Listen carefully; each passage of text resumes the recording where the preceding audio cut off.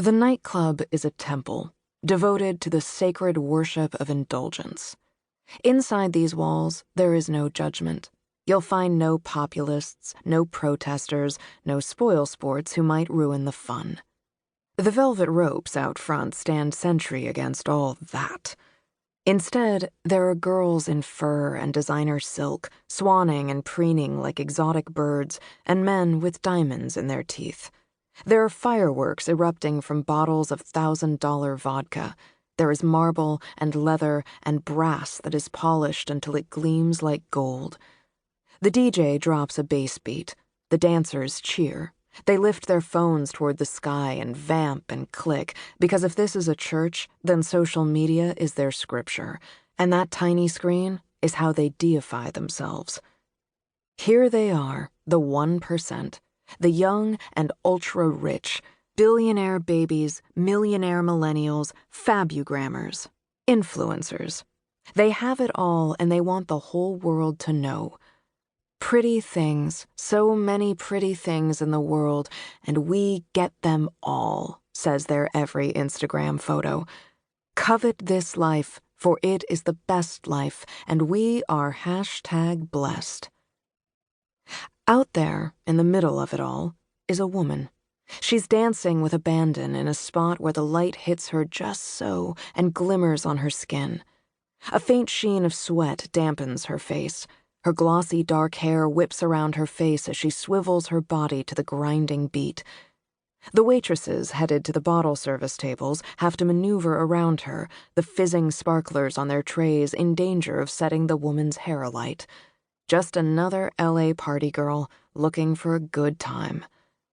Look close, though, and you can see that her half-closed eyes are sharp and alert, dark with watching. She is watching one person in particular, a man at a table a few feet away. The man is drunk. He lounges in a booth with a group of male friends, gelled hair, leather jackets, Gucci sunglasses at night. 20-somethings who shout over the music in broken English and baldly leer at the women who careen past. Occasionally, this man will plunge his face to the table to do a line of cocaine, narrowly missing the flotilla of empty glasses that litter its surface. When a Jay-Z song comes on, the man climbs up on the seat of his banquette and shakes up a giant bottle of champagne, a rare, large-format bottle of Cristal, and then sprays it over the heads of the crowd. Girls shriek as $50,000 worth of bubbly ruins their dresses and drips to the floor, making them slip in their heels. The man laughs so hard he nearly falls down. A waitress lugs over a replacement bottle of champagne, and as she sets it on the table, the man slips his hand right up under her skirt as if he's purchased her along with the bottle. The waitress blanches, afraid to push him off lest she lose what promises to be a sizable tip, her rent for the month at the very least. Her eyes rise helplessly to meet those of the dark-haired woman who is still dancing a few feet away. And this is when the woman makes her move. She dances toward the man and then, oops, she trips and falls right into him, dislodging his hand from the waitress's crotch. The waitress, grateful, flees. The man swears in Russian, until his eyes focus enough to register the windfall that has just landed in his lap.